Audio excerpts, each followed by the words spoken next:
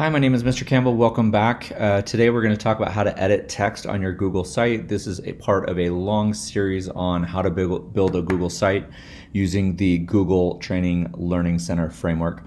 So the easiest way to do this is just to click on text that you want to edit or you want to change. And so when we click on this text right here, personalize your site, we have some options. Over here, you'll see a drop-down menu. We mentioned a little bit about this in 2.1, but we're going to go into more details in 2.2. We have a drop-down menu. Normal text is what your everyday text site will look like. And you'll see how small that is. As we go down through this, the title would be the title of a page, and we want that big and kind of bold so people can see where they're at in the page or on our Google site. The next option down is a heading. So if we had a heading here, so again, I'm going to go from the personalize your site here. If I put this as a title, you'll see, right? But when I change this to heading, it shrinks a little bit and it's not as bold, it's not as clear. So we could have personalize your site, this is a title, and then scroll down and have more information. We could also do a subheading if we wanted another heading underneath that. And we could do very small text, right? If we were writing a paragraph or a weekly blog or a weekly newsletter to parents that we published on our Google site, we would use probably this small text. Now, in each category, you have a few different options. So we'll go back up to the title text. You'll notice that we can bold our text or unbold. So there it is, bolden. We can italicize it. We can also change where it shows up in the text box. We can have a left align, we can have a center align, which is what we had at the beginning.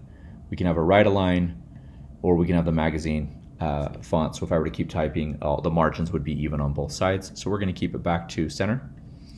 I can also link to this. So there might be a place that you have on your Google site where it's just a placeholder that you want students to go someplace else. So maybe you have a page on your site that takes them to your grading system. Maybe it's PowerSchool or Skyward or something like that. So when I link here, I can link to an internal site or I can add an external site. An internal site is something that I've already created here. So you can see the home, create your site. But I could also link out to that right there. Let's just do espn.com. We'll apply. So you'll notice when I add a hyperlink, it underlines the text. That's something that people are very familiar with. It happens on a lot of websites that people go to. But when I click on this, it's going to pull up the link and it's going to take me to espn.com, right? And that's fine. It'll be a redirect notice, which I'm fine with. And so when I come back to personalizing our site, right, we've got the title. I can clear the formatting altogether. I can also put this in the trash can. I'm not going to delete it because I want to use this.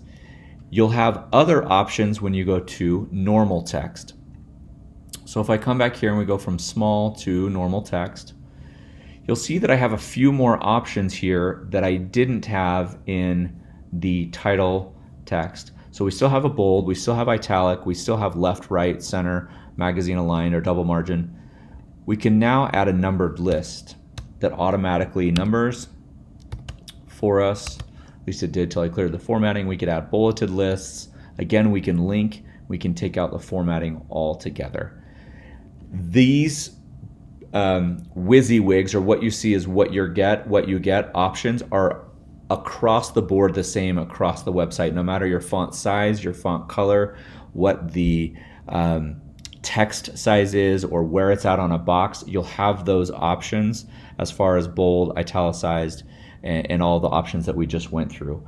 So this has been a quick tutorial on 2.2 in the G Suite Learning Center for Google Sites, editing text. Again, if you're here, it's most likely because you're an educator. I appreciate what you do on a daily basis.